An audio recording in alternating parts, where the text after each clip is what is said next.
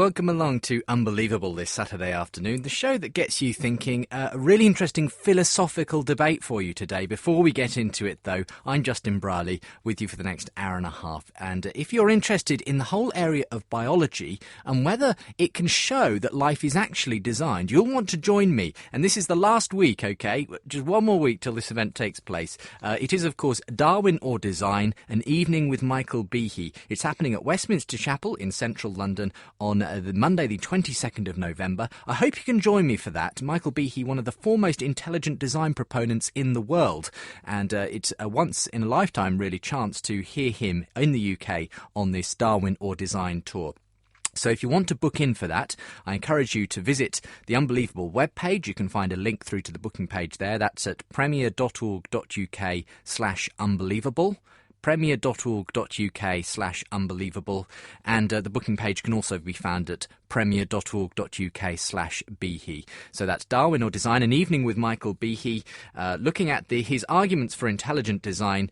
Plenty of time for Q&A as well. So wherever you stand on this issue, and it is a controversial one, as we heard in the programme with him a few weeks ago, I'd love to have you there with me. Last week, last chance to get booked in to come along to that event. premier.org.uk/Behe. Let's get into today's discussion. You're unbelievable. That is the title of the programme, and every week on the show I'm joined by Christians and non-Christians to think through faith, issues of philosophy, theology, science, the Bible, all kinds of things. And today I'm really looking forward to the conversation we're going to have between Alvin Plantinga. He's one of the foremost Christian philosophers in the world, currently Professor of Philosophy at Calvin College, but he's published many papers. Stephen Law is an atheist philosopher, senior lecturer in philosophy at Haythrop College, University of London, and he's also provost of the Centre for Inquiry UK. So those are our guests today. We're talking today about the evolutionary argument against naturalism. Does the theory of evolution provide a defeater for atheism? Very interesting subject. Let's see what our guests make of it today. Well, welcome, gentlemen, both. We have here in the studio Stephen Law, and on the phone from the States, we've got Alvin Plantinga. Alvin, let's start with you, as you, in a way, are going to be presenting and defending this evolutionary argument against naturalism today. But I'm just interested, the fact that you are a professor of philosophy. You're noted worldwide, not just because you are a professor of philosophy, but you're particularly defending the Christian, as it were, view of God. And I don't know, is it true that there's been something of, I suppose you could say, a revival in Christian philosophy in the last few years? What's your view on that? Well, there certainly has been, in the United States at least. I mean, when I was a graduate student coming out of graduate school, which by now is uncomfortably long ago, there were very few Christian philosophers in the United States, or at least there were very few who were sort of, you might say, outed, would actually consider themselves Christian philosophers and be prepared to argue as Christian philosophers. Now that's very different. There are some 1,100 members of the Society of Christian Philosophers and another 11 or 1,200 members of the Evangelical Philosophical Society, plus lots of members of the American Catholic Philosophical Society. So that's very different, and I suppose the bulk of these people are young people. So there has indeed been a considerable change. There's no question about it. What's been behind that change then? Because I think many people do have in their mind that most philosophy departments are stacked full of atheists, and that there's a sort of natural correlation between atheism and being a philosophy professor or studying philosophy. What's caused at least this change in the numbers of Christian philosophers, would you say? Well, first, I don't think there has to be any particular connection between atheism and philosophy. There have many times in the past, of course, there have been predominance of Christian philosophers. But it is true, though, that the bulk of the philosophical community in the United States, and certainly in Britain as well, would be people who are naturalists or atheists or agnostics. But as to why there's been this change in the U.S., I really don't know. I think these things are extremely hard to figure out. There was a sort of resurgence of evangelical Christianity starting in the 70s or so, and of course the United States is a rather seriously Christian, seriously theistic country as compared to many of the countries in Europe. But as to why this happened, I don't know. I don't know if there's any good way to tell. Well, it's great to have you on the program, and we're going to be hearing from you about your very interesting argument. The first time I came across it, it really struck me as almost ironic in the fact that you're using what is traditionally seen as, the tool of people like Richard Dawkins to suggest that science has trumped religion in terms of evolution. But you're using it actually to suggest, no, the evolution, if we take it to be true, is actually a defeater of atheism. We'll come to that in a moment, and obviously Stephen, I'm sure, will start to weigh in at that point. Another little issue that I wanted to draw you out on a bit, Alvin, before we progress, is that we've been doing a lot about intelligent design recently on this programme. We have Michael Behe coming over to the UK for a tour, and I'm actually going to be hosting one of those events in London in November, later this month, November the 22nd.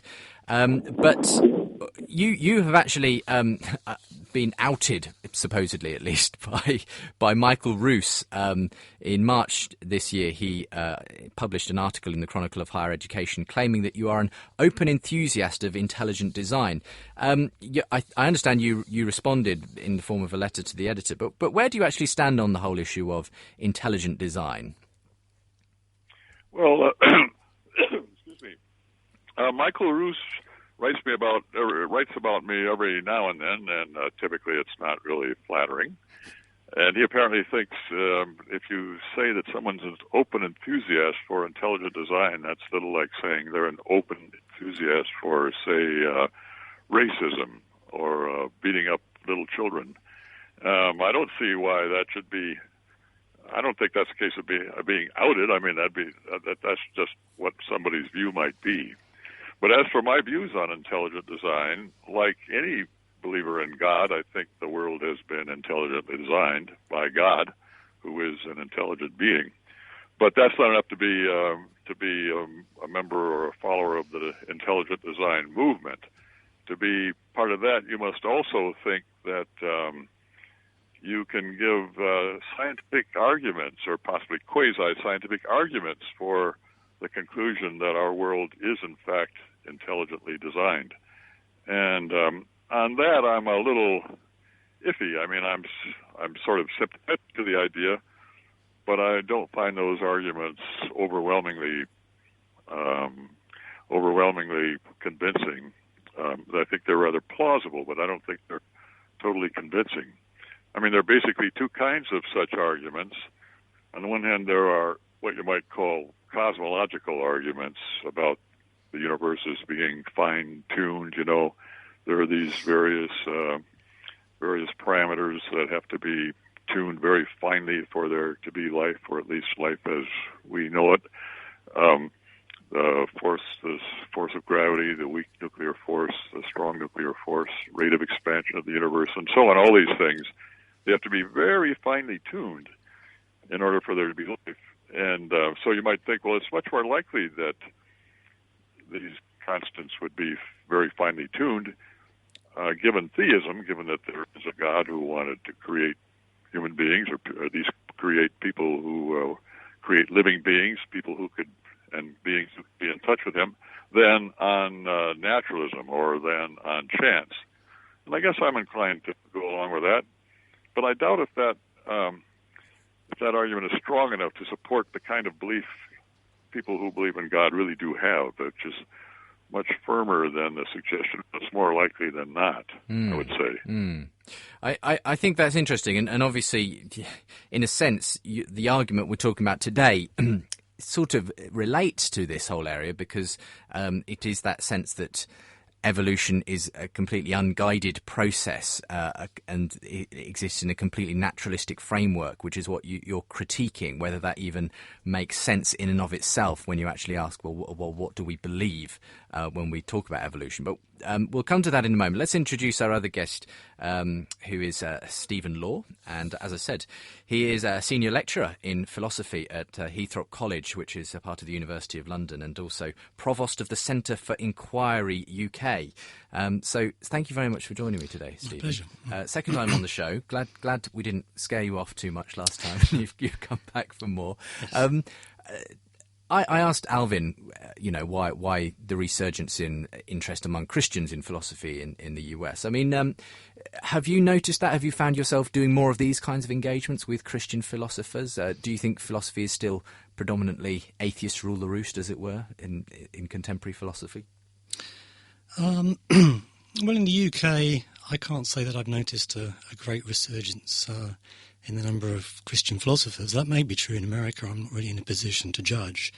But it's certainly true, I think, that the majority of professional philosophers and philosophy graduate students don't sign up to theism. There was a poll conducted about a year and a half ago, I think, by Phil Papers, which was an international poll, I think, and they asked professional philosophers and philosophy graduate students what views they held about a range of different topics, and it turned out that around about 72% of the philosophers asked described themselves as atheist, less than 15% as holding some kind of theism. Whereas, interestingly, only around about 50% of the philosophers asked said that they signed up to naturalism, which is something we're going to discuss. And that's interesting that they would distinguish between the two. I would often think of the two as being inextricably linked in some way, but I guess that isn't an assumption you should necessarily jump to. We're going to be looking at this subject of the evolutionary argument against naturalism on today's programme. If you'd like to, at any point, send me an email or leave a voicemail message, you're welcome to do that as usual, and I'll read and play them out in coming shows. If you'd like to email me, it's unbelievable@premier.org.uk.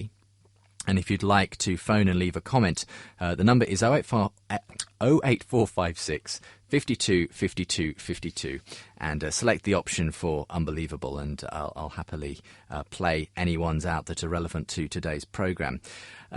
You're listening to Unbelievable, the show that brings Christians and non-Christians together. Don't forget we're online, and this podcast available now at premier.org.uk/unbelievable.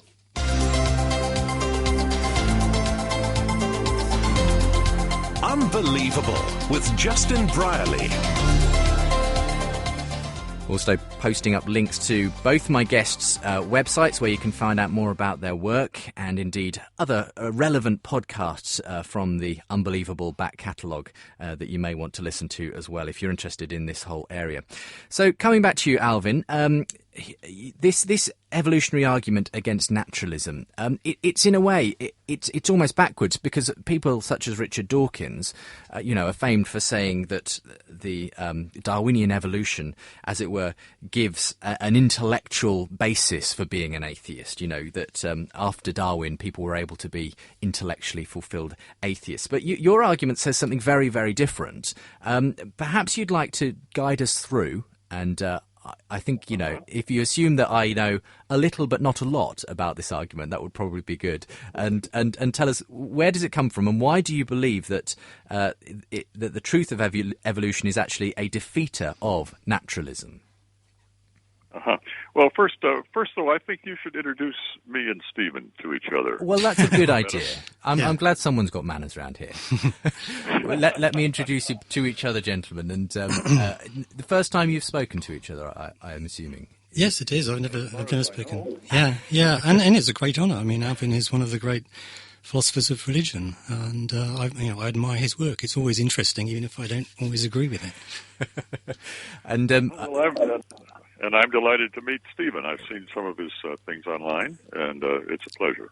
Well, that's fantastic. Well, introductions done, and my apologies for not making them before. Would you guide us into this argument of yours, Alvin? Yeah. One more little preliminary. Stephen mentioned this poll that was taken, and the numbers he gave are the numbers I remember too. I think it's worth noting. I don't think numbers are that important in this particular context, but I think it is worth noting that the proportion, that the percentage of graduate students who were believers in God was about 1.5 times as large as the percentage of philosophers generally, which sort of fits in with the thought that here in the United States, at least, there is a kind of serious resurgence of Christian belief among philosophers. But now, as to the evolutionary argument, it's really an argument against naturalism, which I take to be the idea that there isn't any such person as God or anything like God. So that naturalism is stronger than atheism. You could be an atheist without rising to the full heights or descending to the full depths of naturalism. But if you're a naturalist, you have to be an atheist. And my argument is for the conclusion that if you accept both naturalism and evolution, and I take it naturalists almost all do accept evolution, then you've got a real problem. The conclusion is that the conclusion of the argument is that combination of naturalism and evolution is incoherent. It shoots itself in the foot, you might say. It's self-defeating. And the argument is really about our cognitive faculties, the faculties that produce belief in us and by which we know things. Memory, for example, or perception, whereby we know something about what's going on in the world around us, or logical intuition, whereby we know truths of logic and maybe mathematical propositions and so on. And, of course, there are no doubt other ones as well, but those are some of our cognitive faculties, and we take it for granted ordinarily that these faculties are reliable. That is, that they produce a preponderance of true beliefs as opposed to false beliefs. Now, all the beliefs have to be true, of course, but some substantial preponderance, so that, most of the time when I believe that I'm seeing a tree, well, I am, in fact, seeing a tree. Now, my argument goes like this. The first premise is that, we could put it like this, isn't exactly right, but it's close. If naturalism and evolution were both true, then the probability that our cognitive faculties would be reliable is low.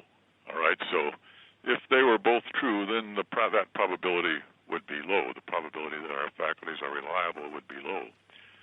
And the second premise is that anybody who believes naturalism and evolution and also sees that the first premise is true, that is, that the probability that our faculty should be reliable given naturalism and evolution is low, anybody who believes naturalism and evolution and sees that that first premise is true has a defeater for the proposition that her cognitive faculties are reliable, a reason to give that belief up, a reason to reject it, to not believe it.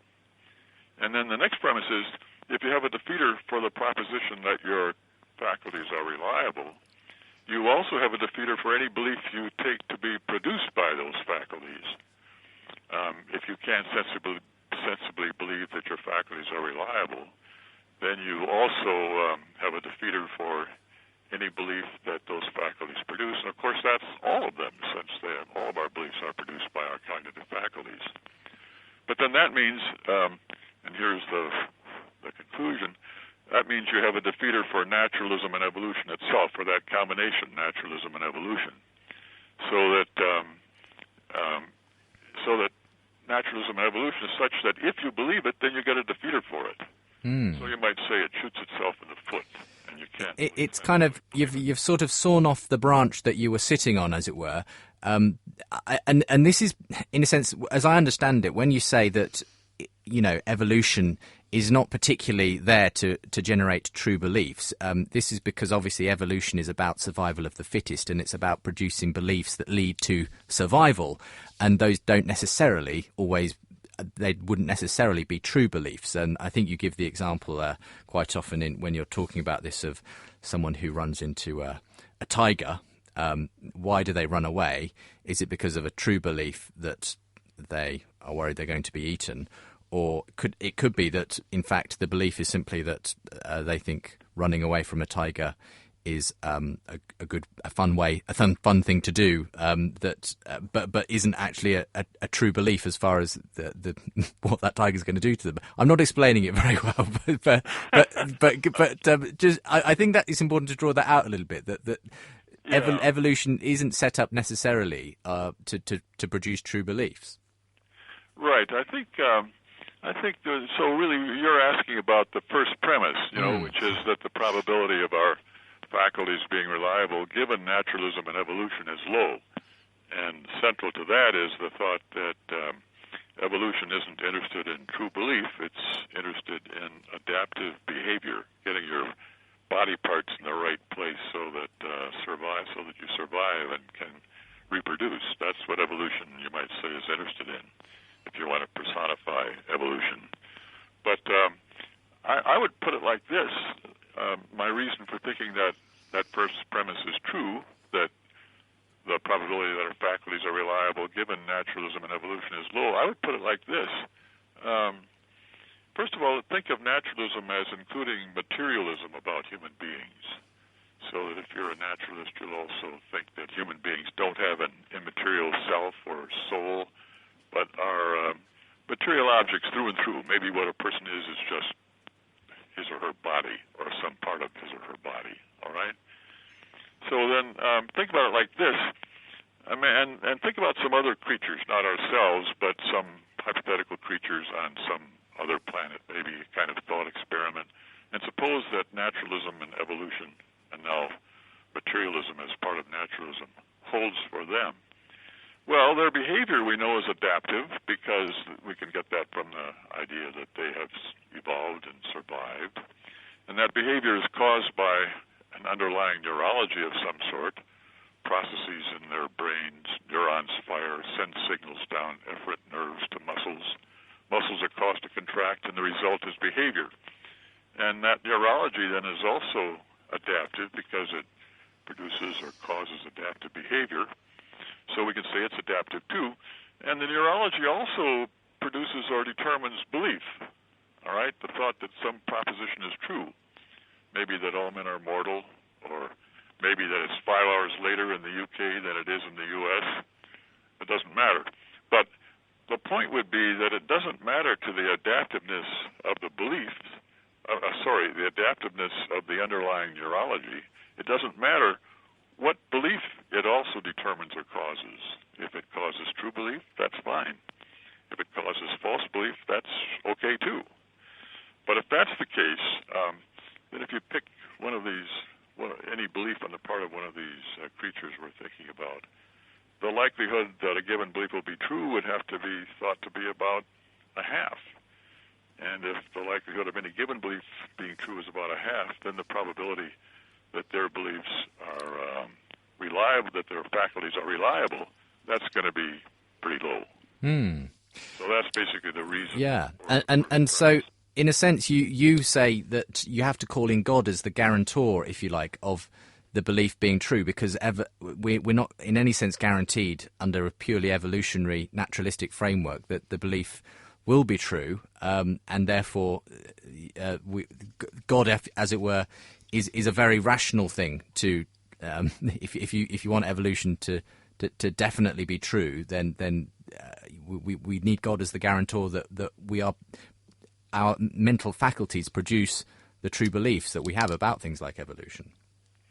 Yeah, well, I think something like that. I mean, if you're a believer in God, if you're, say, a Christian theist, or for that matter, a Jewish or Muslim theist, you'll think that God has created people, human beings, in his own image, and part of that is having knowledge about our world and about ourselves and about God himself. So, given theism, you would expect that our cognitive faculties would be, for the most part, reliable. And my argument here is that, given naturalism, you can't have that expectation at all.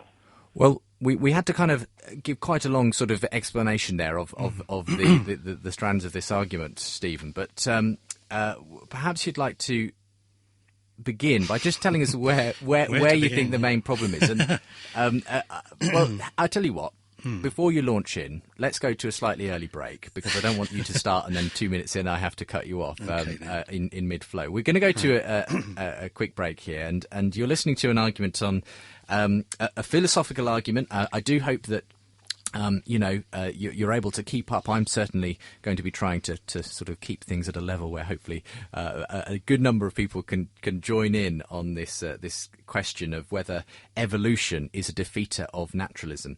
This is the so-called evolutionary argument against naturalism. On the phone, I've got Alvin Plantinga, who is one of the foremost Christian philosophers in the world and currently professor of philosophy at Calvin College. He says that the theory of evolution, if we take it to be true, defeats a thoroughgoing atheist naturalism. And on the other side of this debate is atheist philosopher Stephen Law from Heathrow College, and he is putting the other side. He's going to be in the next section of the programme starting to critique some of what we've heard from Alvin in the first part of today's programme. Welcome back to the programme, looking at quite a complex philosophical issue today. Alvin Plantinga and Stephen Law with me on the programme. Before we go back into our discussion with them, let me tell you that we heard about intelligent design a little earlier on, and Alvin sort of putting his position on it. But if you want to find out where Michael Behe stands, and he is one of the chief architects of the modern intelligent design movement, he's joining me for one evening in London. That's on Monday, the 22nd of November. I'd love you to be in the audience, and there's just one more week now to book your ticket. You get a free DVD, Unlocking the Mystery of Life, with your booking. You can pick that up on the night. But if you haven't already, I do encourage you to go to the bookings page, premier.org.uk/Behe, or the webpage of this programme will take you there as well, to book in for that event on the evening of Monday, the 22nd of November. That's in just over a week's time. So do book in, premier.org.uk/Behe, and you can find details about the wider tour around the country that Michael's on. If you don't live too near London, you can check that out at darwinorddesign.org.uk. But if you want to join me for the night at Westminster Chapel with Michael Behe, the intelligent design theorist, then do come along and do book in at premier.org.uk/Behe. Okay, time to get back into our discussion this afternoon. You're listening to Unbelievable on Premier Christian Radio. We've got quite an in-depth philosophical edition of the programme today. We are talking to two philosophers. One is a Christian, one is an atheist. Our Christian philosopher is probably one of the foremost Christian philosophers in the world. It's a great honour to have him on the phone today from the States, Alvin Plantinga. He's talking about the evolutionary argument against naturalism. We heard him spelling it out in the first part of the programme, but it essentially comes to the point where if evolution is the thing that produces our beliefs, in a naturalistic framework, we have no actual good reason to trust the beliefs that it produces, including our belief in the theory of evolution in that sense. So that's, if you like, in a nutshell, and that's an extremely basic way of putting it. But Stephen is with us in the studio. Stephen Law, atheist philosopher, senior lecturer in philosophy at Heathrow College at the University of London and provost of the Centre for Inquiry UK. Links to both my guests with the podcast of this programme at premier.org.uk/unbelievable. Okay, Stephen, so just start us off with some of your sort of questions and comments on the argument, and then we'll sort of bring Alvin in, and you feel free to kind of just wade in, Alvin, during the course of the coming discussion as well. Right, okay, well, I don't think I should be wading in with criticisms just yet. I think it would probably be helpful if we just got a little bit clearer about exactly what the argument is and what its conclusion is supposed to be. So, well, maybe Alvin can answer this question for me. Is the conclusion that naturalism, or the combination of naturalism and evolution, is not true or is unlikely to be true? No. Excuse me, that's not the conclusion. Right. The conclusion is rather that it's not a belief one can rationally accept. And of course, there's a difference. Yes. I can't rationally accept the belief that, that nobody believes anything, even though that could be true. So it's thing to say that a certain proposition is false, and another to say that you can't rationally accept it.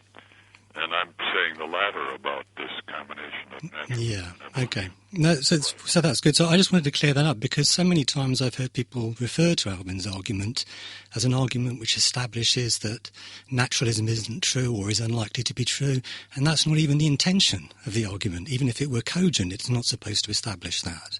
So, Right. yeah. So we'll put that issue to one side. What it is supposed to establish, as you say, is that if we believe the combination of naturalism and the theory of evolution, then we end up with this defeater for our belief in naturalism and evolution. Now that's, and it's an interesting argument, and it does turn crucially on this first premise, as Justin pointed out, that if naturalism and evolution are true, then the probability that we have reliable cognitive faculties must be pretty low. And you sketched out a little, you or Alvin sketched out a little argument for why we ought to think that. Well, maybe just to sharpen up your argument, what if I do this?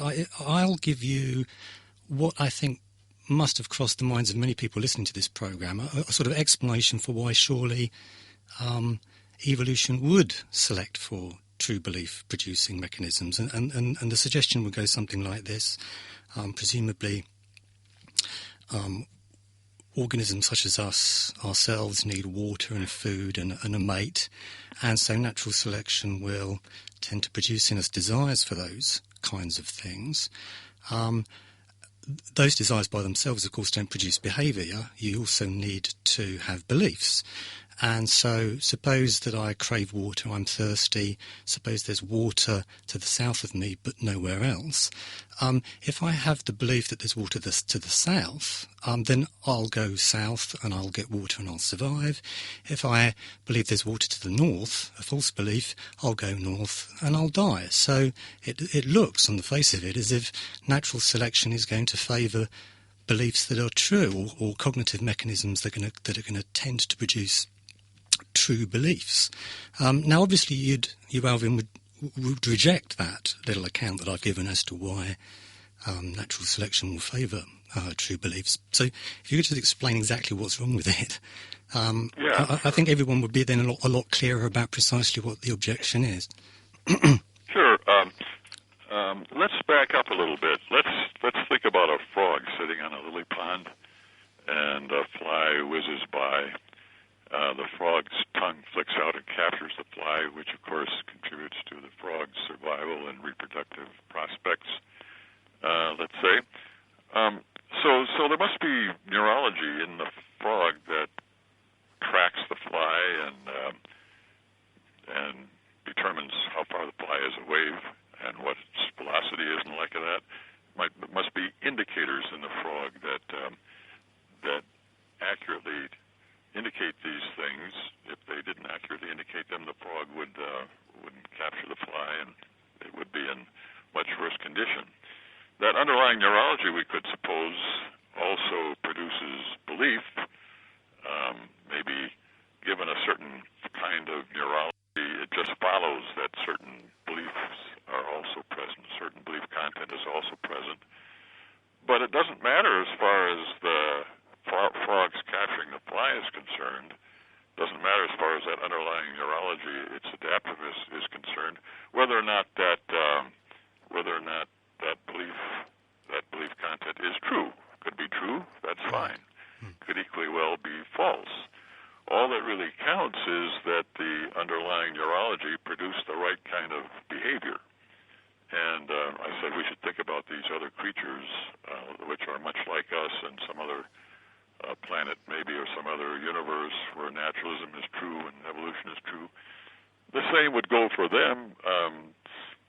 There would be this underlying neurology which causes adaptive behavior and also determines belief or belief content.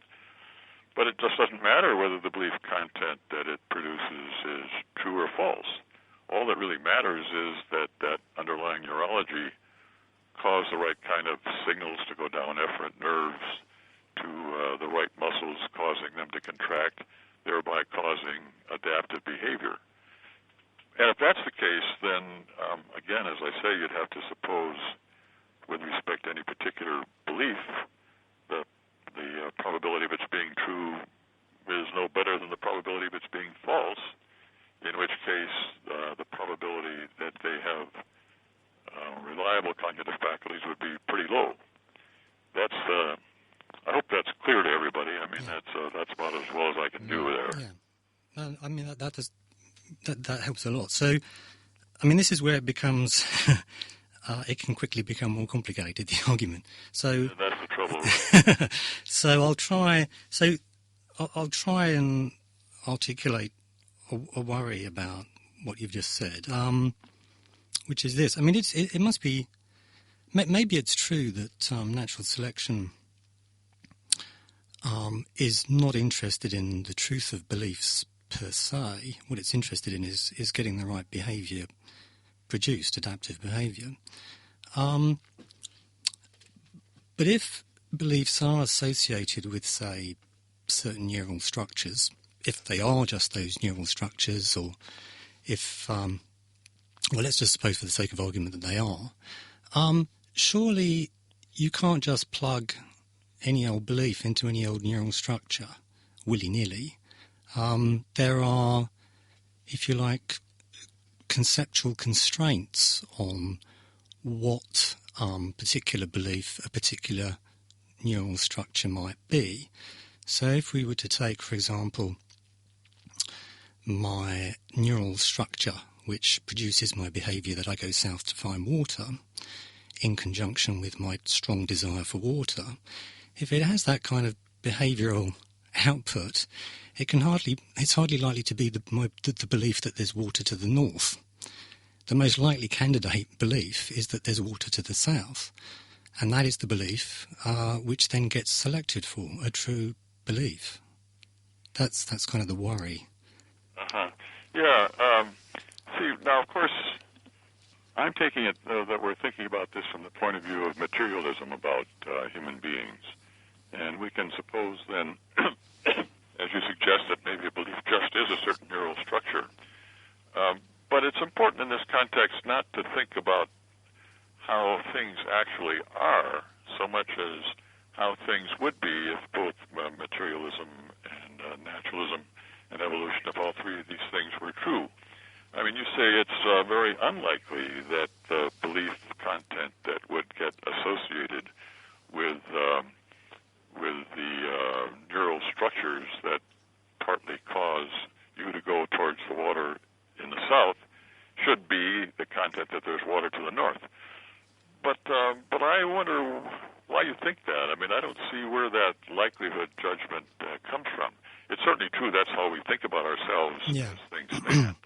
But we can't take it for granted in the argument that that materialism is true. We have to. I mean, that's part of what's at issue here. Well, I mean, I'm not necessarily wedded to naturalism or materialism even, but what I was thinking of was this thought that, I mean, even if the belief is not identical with the neural structure, if it's associated with a particular neural structure, that association, that causal connection or whatever it is, you can't just plug any old belief into that neural structure, because it seems to me there are sort of conceptual constraints on what we can call the belief that there's water to the south, and some of these constraints involve what kinds of effect on behaviour, for example, that particular state has. And once we've acknowledged that, then it seems to me that we can now see how natural selection is going to favour beliefs that tend to be true. Well, I guess I'd, first of all, agree that not just any old belief can go with just any old neural structure. People who think about these things hard, philosophers of mind, often think about supervenience in this context, and so they say that a given belief content will be determined by underlying neurological properties, and and maybe that's correct, and from the point of view of materialism, that seems very sensible. So given a certain kind of underlying neurology, a certain particular belief will be determined, not just any belief, but some particular one. But I can't see why one should think that that particular belief that gets associated with the underlying neurology, when the underlying neurology causes a given kind of behavior, let's say, I can't see why one should think that it's just has to be the case that that belief is connected somehow with whatever it is that whatever kind of action it is that issues from the underlying neurology. Right. That may be so, but it might just well not be so. It's not something one can just, so to speak, count on. Yeah, no, well, I wasn't suggesting that. What I'm suggesting is that if the belief produces, in conjunction with a strong desire for water, movement in the in a southerly direction, then it's a very strong candidate for being the belief that there's water to the south. I mean, maybe it isn't. It's possible that it's not that belief. I'll acknowledge that possibility, but surely it becomes a very strong candidate.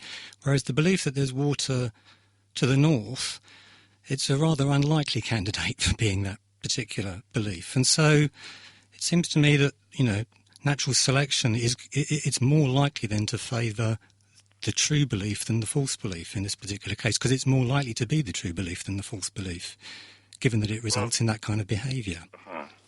Well, now that's, I guess, a point where we aren't seeing quite eye to eye. I don't see the grounds for that probability type judgment.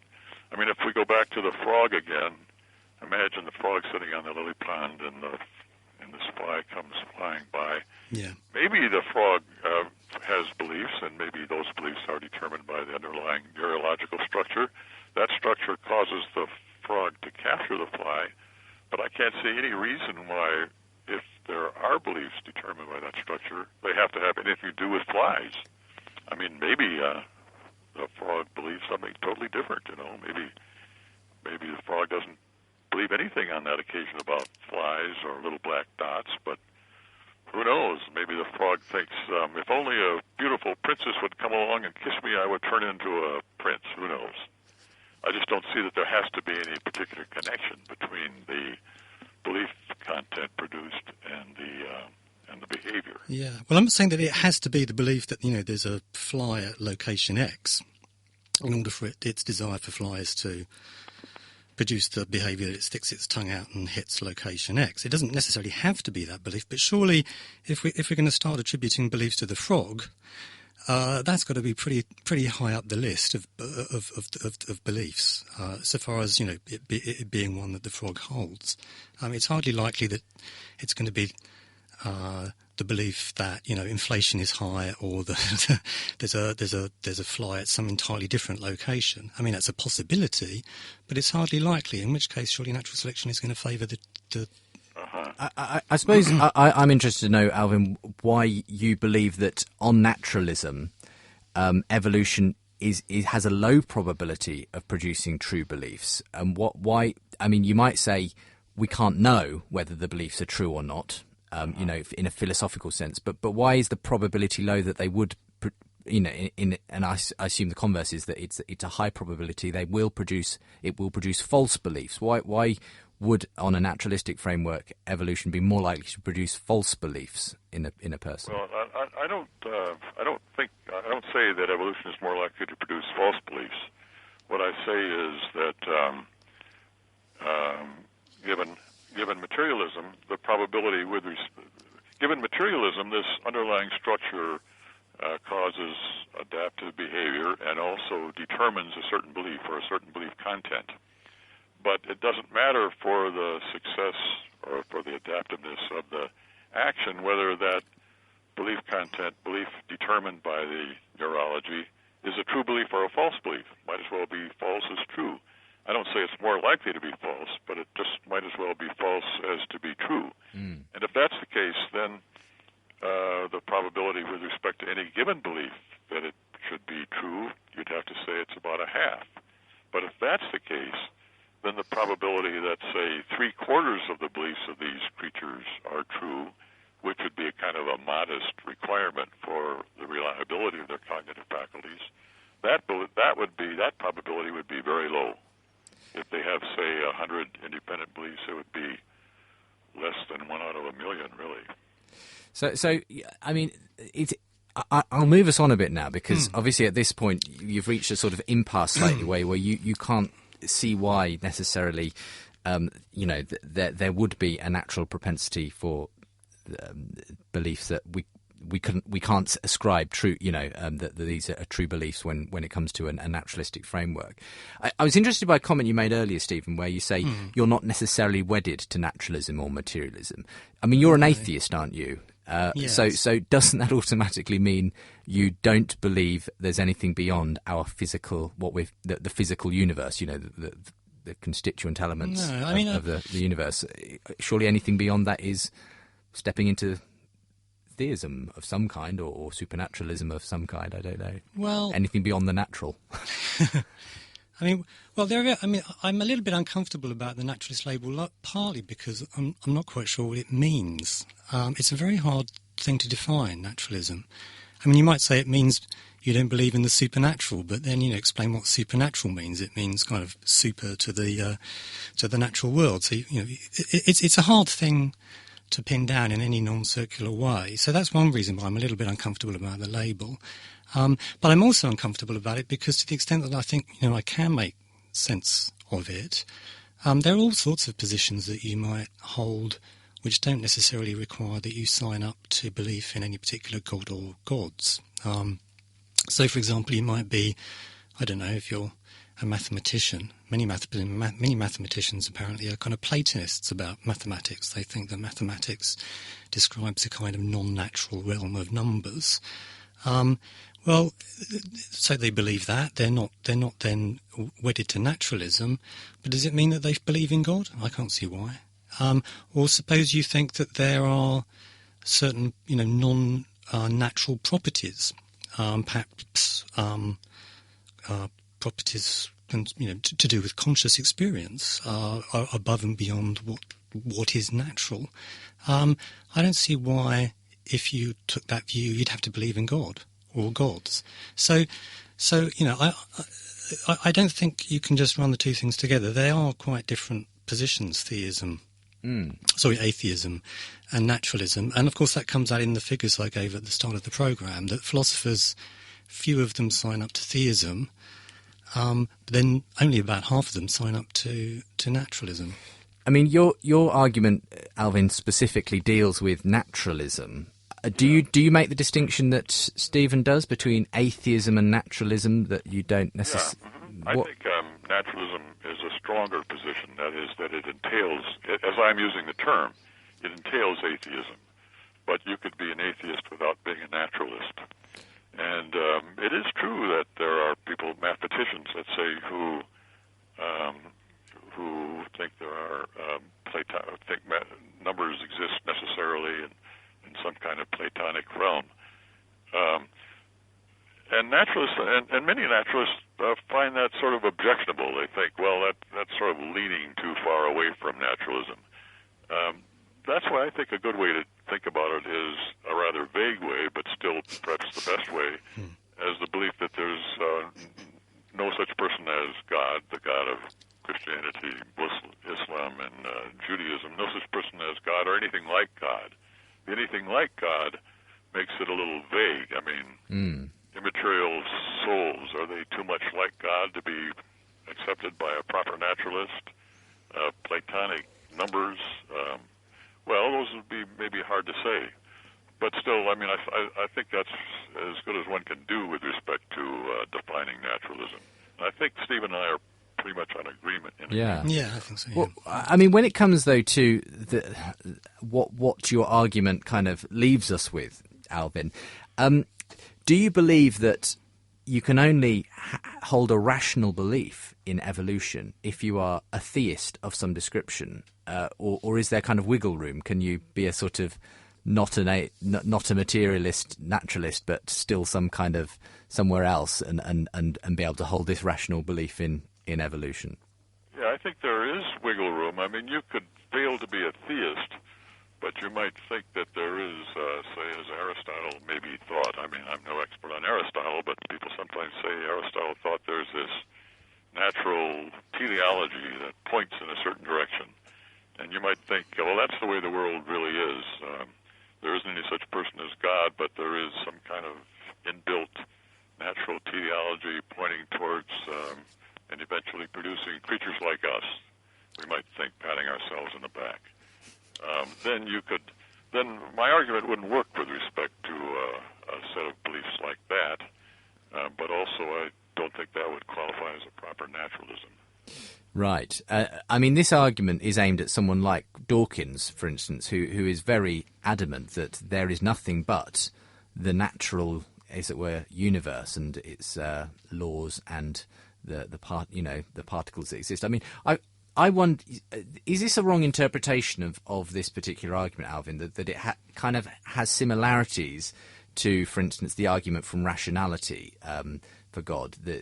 I'm thinking of C.S. Lewis arguing that it makes no sense to speak of true or false beliefs if all those beliefs consist of is neurons firing and chemicals acting on each other. We don't kind of have a rational basis for talking about things in terms of true and false categories. I guess I think that argument moves a little fast. I'm not really convinced by that argument, but mine is in the same general ballpark as that argument from C.S. Lewis. And there are other people that have proposed similar things, although not in quite such elaborate detail. For example, Tom Nagel, the philosopher Tom Nagel, and as far as that goes, so even Nietzsche. I mean, ordinarily what Nietzsche says doesn't inspire any confidence in me, but on this particular point, he might be onto something. He says something like this too, but it's only in a sentence, or maybe part of a sentence. So, I mean, the basic idea behind my argument is certainly not my invention. It's been around for some time. I think Darwin himself thought along similar lines.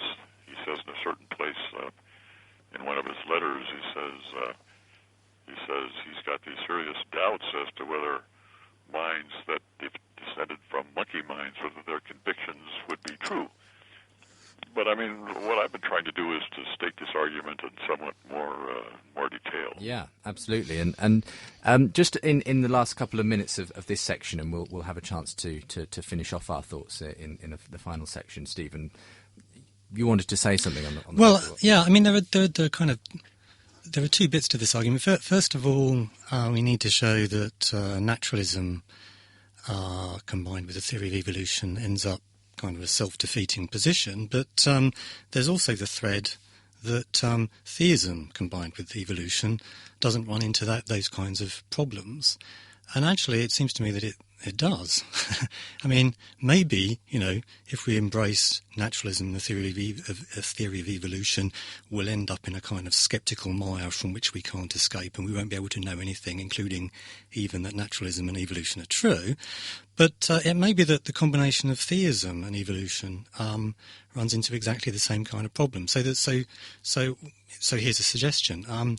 If I suppose that there is a God of the sort that Alvin believes in, and that I have reliable cognitive faculties as a result, when I apply those faculties, it seems to me I come up with, I discover all sorts of things which reveal that in fact there is no such God, such as appalling suffering in the universe.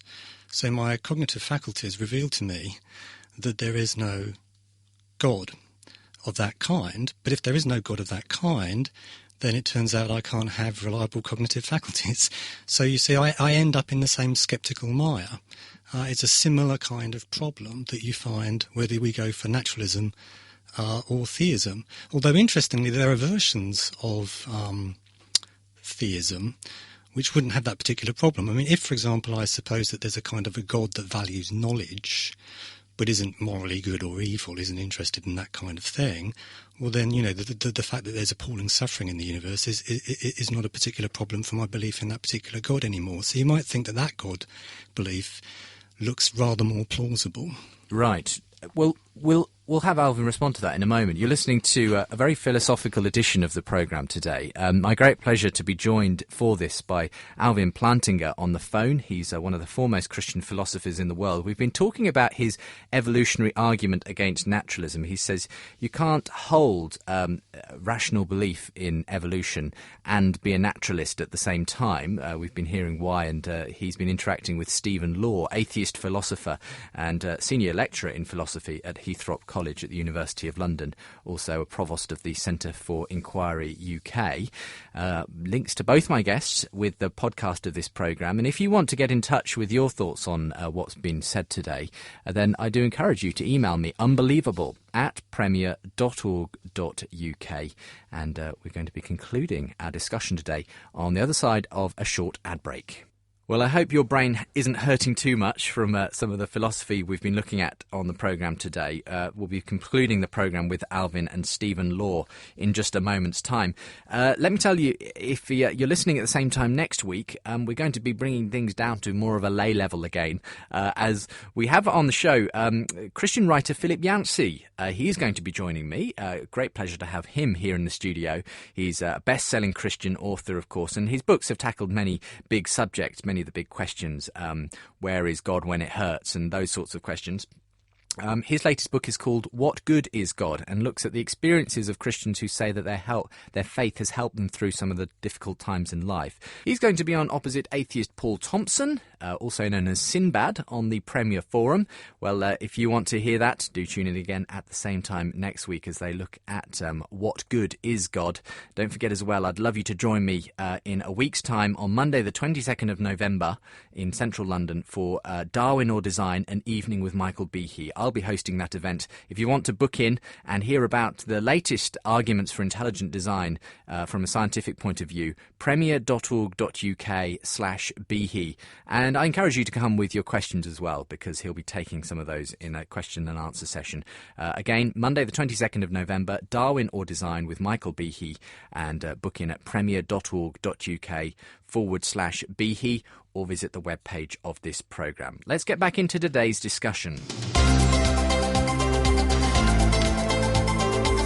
You're listening to Unbelievable on Premier Christian Radio. So when Richard Dawkins said that Darwinian evolution enabled him to be an intellectually fulfilled atheist, was it true? And not according to Alvin Plantinga, one of the foremost Christian philosophers in the world, has spent some time developing what we're calling today the evolutionary argument against naturalism. He says actually that thoroughgoing materialist naturalism is not a good bedfellow of belief in evolution, because it undercuts it, essentially. We cannot sort of be sure that the beliefs we hold are true if they were produced in a naturalistic framework by a purely evolutionary process. It's a complex argument. I hope that in some ways we've been able to tease out some of the strands of it during the course of the programme today. Stephen Law has been helping us to do that. He is, as it were, the skeptic of that particular argument on the programme today. He's an atheist. He's senior lecturer in philosophy at Heathrow College, the University of London.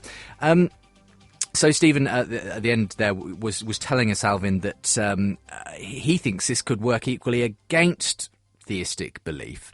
That there's a sense in which, well, it depends what kind of God we're talking about, and if my rational faculties, I appear to discover an argument against the existence of your God, then I'm equally left in a kind of sceptical, quagmire, as it were. What do you say in response to that? Well, first, you mentioned Dawkins several times. I think most of what Dawkins says doesn't make much sense. I think what Stephen says makes a whole lot more sense. So, I think that just is worth pointing out. Dawkins, for the most part, as far as I can make out, is very poor at philosophy.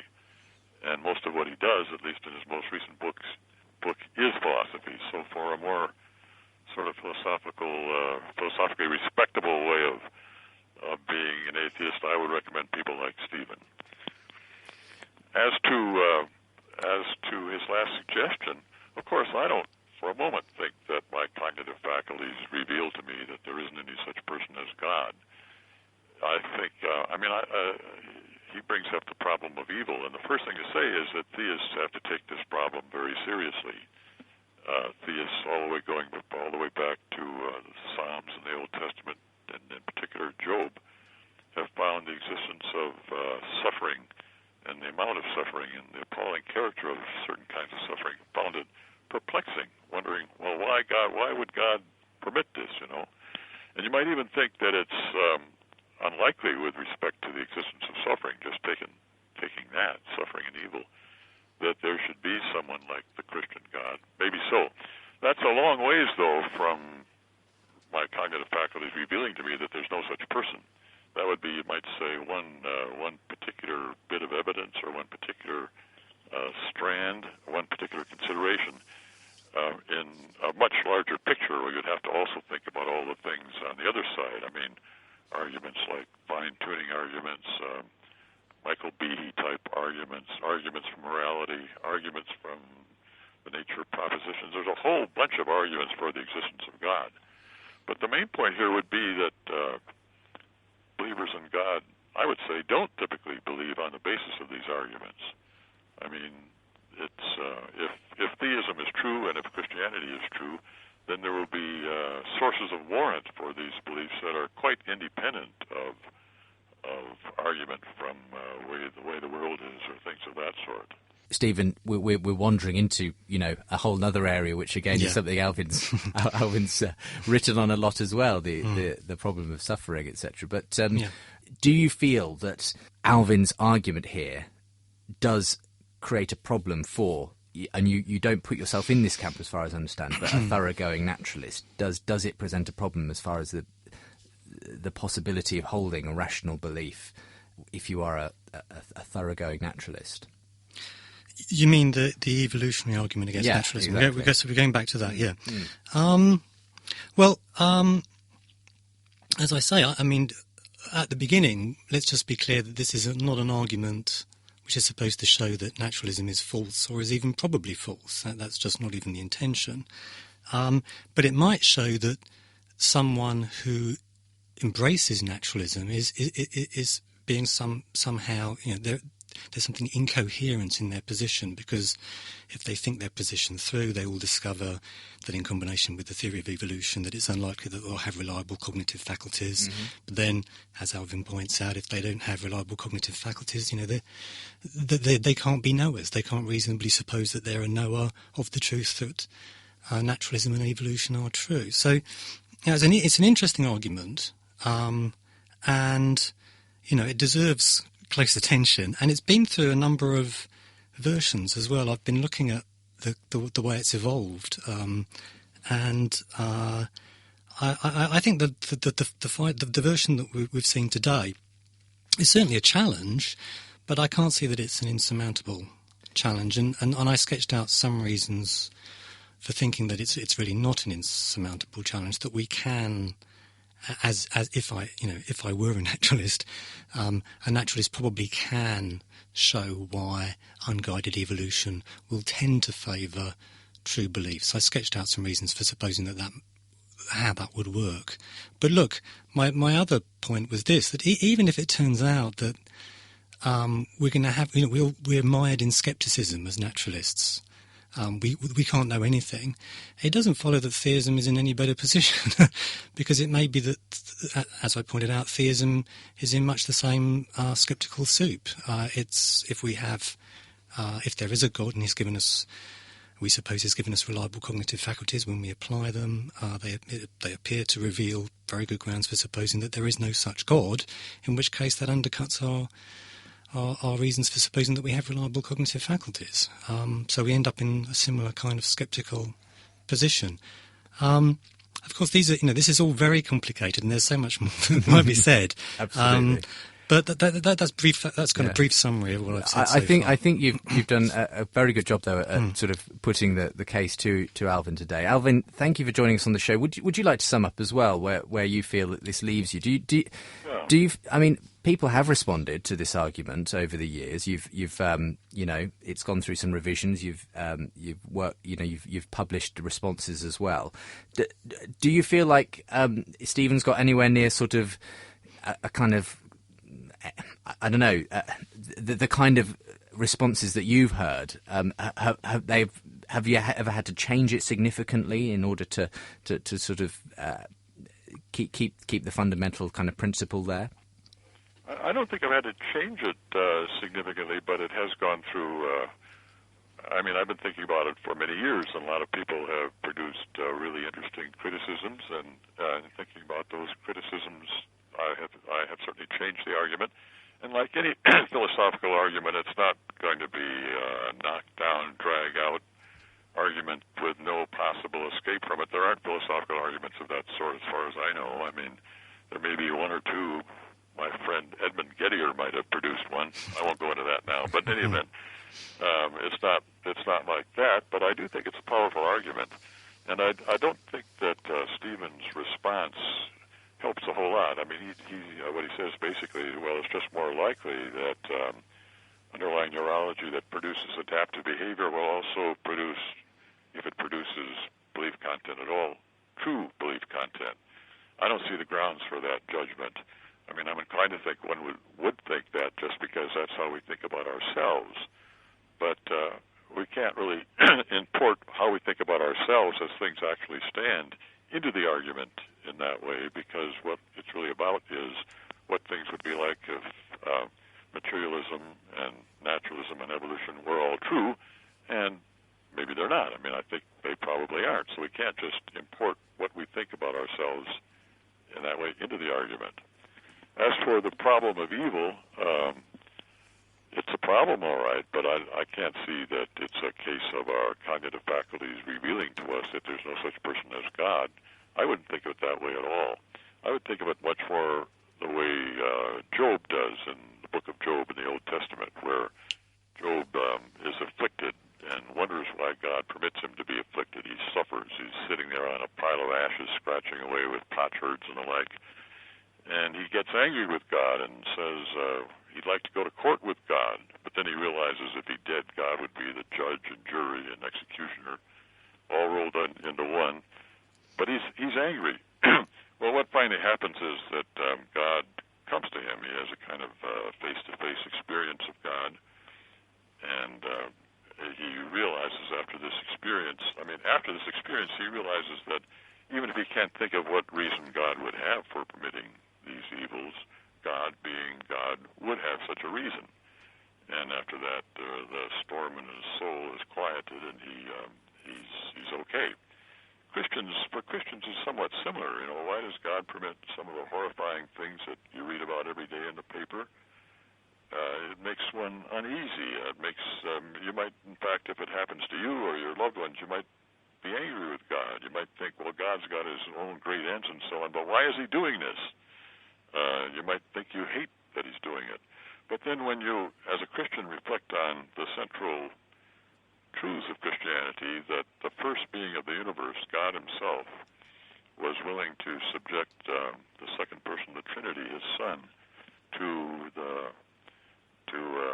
all the suffering involved in his being humiliated and crucified. The cruel and bitter death of the cross, as one of the creeds puts it. You realize that a being with that sort of enormous, over-the-top love would have a good reason for permitting the evils, even if you can't determine what those reasons are. It would be fascinating to get you on again, gentlemen, to pursue that, because this is another, obviously, a big area of your work, Alvin, the free will defense of evil, the problem of evil. But perhaps another time. In the meantime, thank you very much both for being with me on the programme today. Alvin Plantinga was on the phone with us, one of the foremost Christian philosophers in the world. Thank you for joining us, Alvin, today. And, well, thank you. And Stephen Law, thank you for coming into the studio. I hope you enjoyed it. And we'll point people towards the Centre for Inquiry, which you are very much involved in. And thank you for coming in. Well, no, thanks